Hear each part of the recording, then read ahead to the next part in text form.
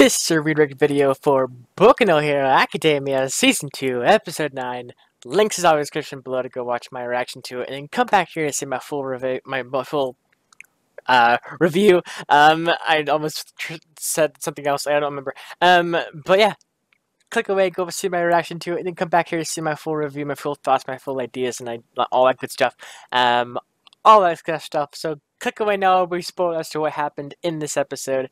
So click away now. Now. You keep saying now. I don't know.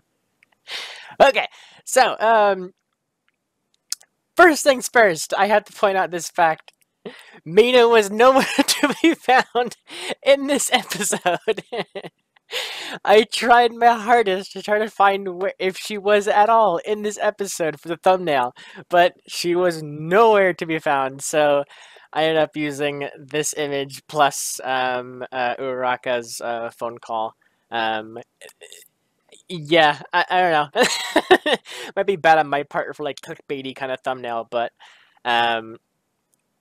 it fit for the whole thing about, you know, Mina being missing, that kind of thing. Anyways, I thought that was pretty just joking around, playing around with like thumbnails and everything. Like, so this entire time, if you don't know, this entire time throughout my whole reaction series, every single thumbnail for season 2 has all had Mina in the thumbnail. Every single one of them. This and all those thumbnails are from the actual episode. So like last week it was episode 8. That scene was that Mina picture was from episode 8. So all the Mina thumbnails are actually from the episode itself. So people in my Discord said that you should just Photoshop Mina into somewhere, but that will be going against everything that I've been going for. So I want to be truthful and just like, you know, say that she's missing. I couldn't find her, kind of thing. But I still wanted to have like pertained to Mina in one way or another. Anyways, regardless, so let's click over here real quick. So yeah, so the things that we found out this episode, 2 things really. We found out that Tetsu lost, as well as like I predicted as well, Uraraka losing, which it sucked. It was like it was. I knew Bakugo was gonna win because obviously he was like the heavy hitter. He's the, you know, the villain kind of thing, you know, kind of thing. He's like acting the part kind of thing. Like they were teasing him about, but so I knew that was gonna happen. I knew Bakugo was going to win that battle. But it was cool to see Uraraka go all out, basically. She went all out. She was like hardcore. She wanted to win. She was dedicated. She was there. She did everything possible to her ability to win that fight. And I think that's awesome. I think it's incredible, incredible, incredible. If all the other kids who's lost, like the Star Boy, the belt beam guy, whatever, if he actually tried to like be good or whatever, I'm sure he would have put up a good fight for Mina. But yeah, Uraraka went all out this episode. It was awesome. I did love seeing that. But like I said, sadly, it wasn't enough for Bakugo, basically. Bakugo is way too powerful for her. Uraraka is there for, I wouldn't say support. She's not just support magic. She's not a support quirk. Her ability can be used to damage to some degree. Like she can lift things up and drop them, kind of thing, with gravity. Or like, you know, throw rocks at them, kind of thing. Like what was that one move she called in the Heroes and Villains episode of season 1? When she did the it was like cosmic home run or something like that, where she was holding on to a pillar and she like did like a big old sweeping move and she hit all these rocks that were all like floating or whatever. I wonder if that actually transfers over to her being her touching it, or whatever. Anything that touches a object that she's touched, do they get like no gravity as well, so they get flung out like even quicker? I don't know, but so if she has objects around her, she can use them against, you know, her opponent or whatever. but that entire time in that battle, she had nothing there. It was just all cement, and she devised a plan that we didn't learn until later. But her hands were all out and like to the side and down really low, because she was touching all the rubble that Bakugo was kicking up every time he did a blast wave or whatever. That one first blast wave was incredible. Like she thought he was gonna go in for like the punch king. He's like his like right hook or whatever, but he went right under, just sweeping attack and went wah kind of thing right in her face. Um, her throwing her jacket as well as a distraction, that was really good. She did very, very well for what she could do. She did very, very well. I was very proud of her. Yeah, like I said, Bakugo sadly was was too much. Was too much for Bakugo. Or what? No, sorry, reverse. No. Uraraka, or yeah, Bakugo was too much for Uraraka. That's what I meant. So yeah, basically, Tetsu and what was his name again? I can't remember his name. Both the hardening people. They went head to head in a arm wrestling competition. That was actually pretty funny. It was. I like how they always cut back to those two as they're trying to do something kind of thing, and they're equal to every degree. But this time, actually, the spiky haired kid, Class A, when he was like doing the arm wrestle thing, he literally like was starting to shatter Tetsu's metal on his whatever his arm whatever he's like shattering his hardening. That was badass, and I also love the bit there as well when Tetsu, voiced by Gajil by the way, mentioned that he didn't eat enough iron this morning or something like that. Like I love that. I don't know if that was a call out to him being Gajil or if that was just like a funny kind of thing just for that, but either way it works like 5 different ways and it's hilarious. So yeah, we're not sure. Okay, yeah, right now actually Midoriya and Todoroki. No, not Todoroki. It's Todoroki. Oh my god, I can't remember Todoroki. Oh, okay, let me look it up. Jesus Christ, I forgot.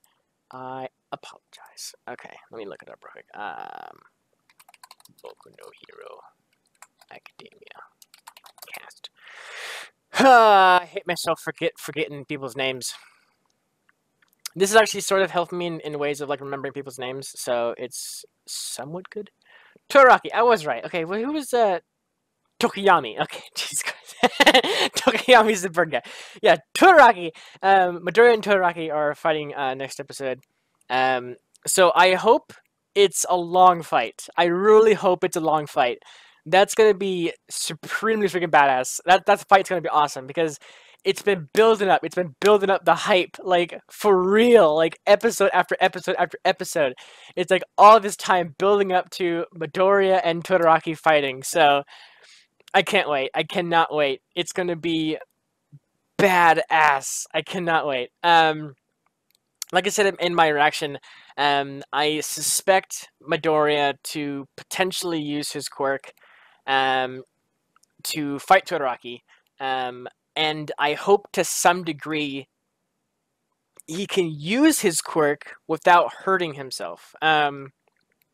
So he's been kind of using his quirk off and on for the past couple, ever since he's got it, kind of thing, since season 1.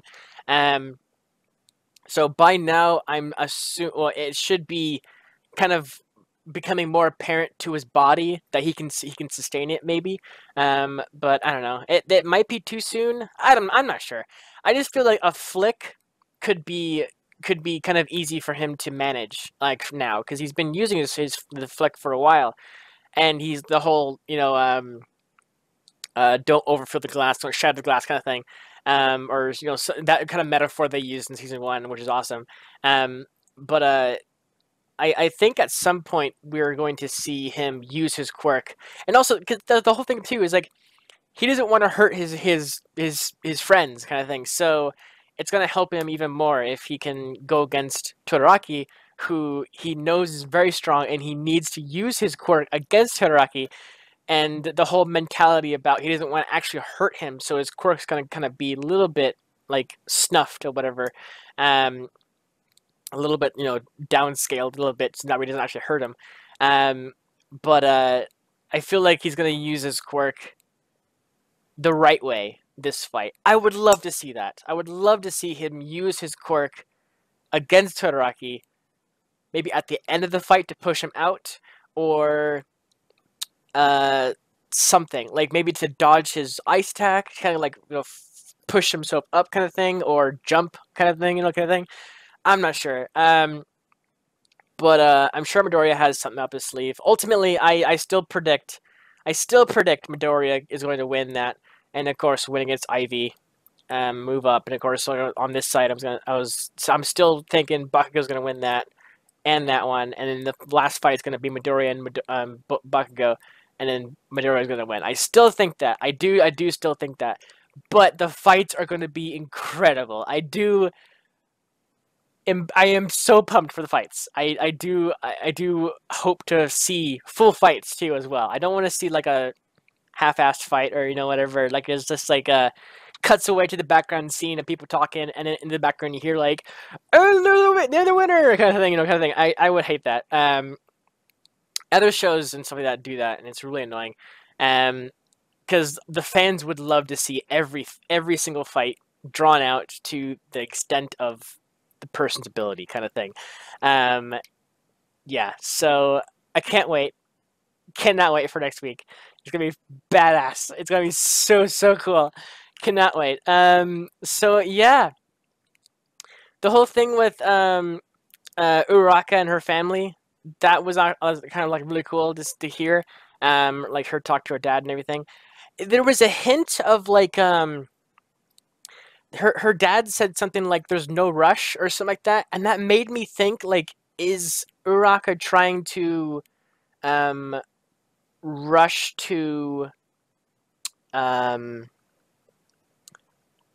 trying to like what it feels like one of her parents are like sick, maybe dying or something like that, to some degree, and she's trying to prove herself or get enough money, whatever, to take him out, kind of one last time, kind of thing. It kind of seems that way because it really seemed like what the dad was saying, like there's no rush, like when he was saying it the way he said it and everything, it sounded like something might be going on. But I could just be reading into it. I'm not sure. But regardless, it was a cool scene. Really enjoyed it. Midoriya showing up and her about to talk to her dad, ignoring it to talk to Midoriya, and then answer or like calling back kind of thing soon after. Super pretty cool. We saw Midoriya's mom again. She's like still on the couch, just crying her eyes out, like there's tissue everywhere. I love that. So yeah, cannot wait for next episode. It's gonna be super badass. So yeah, we're done with the first wave, or what I'm gonna call it, the first rounds. We're down to the second leg of the whole thing. So Midoriya versus Todoraki, Ivy Girl versus Ida, Mina versus Tokiyami, and let me look at his name. I always forget his name. Kirishima. There we go. Kirishima versus Bakugo. So yeah, we're down to those fights, and we'll see if my predictions come true, and so on and so forth. So far, let's see. Who did I get wrong? I think I got Ivy Girl wrong. Who else? I think I got someone else wrong, didn't I? Did I get Ida? I think I got Ida's prediction wrong as well. So Ivy Girl and Ida, I got those two wrong, I think. So 2 out of 1, 2, 3, 4, 5, 6, 8 fights. It's not too bad in terms of like skill, whatever. Anyways, so yeah, thank you so much for watching. Tune in next week for some more Boku no Hero Academia. Having tons of fun. Hopefully next week we'll find my whatever, it doesn't matter, Mina. We'll find Mina. So yeah, thank you so much for watching, and I'll see you guys next week for some more Boku no Hero Academia. Thanks so much for watching. Take care, buddy.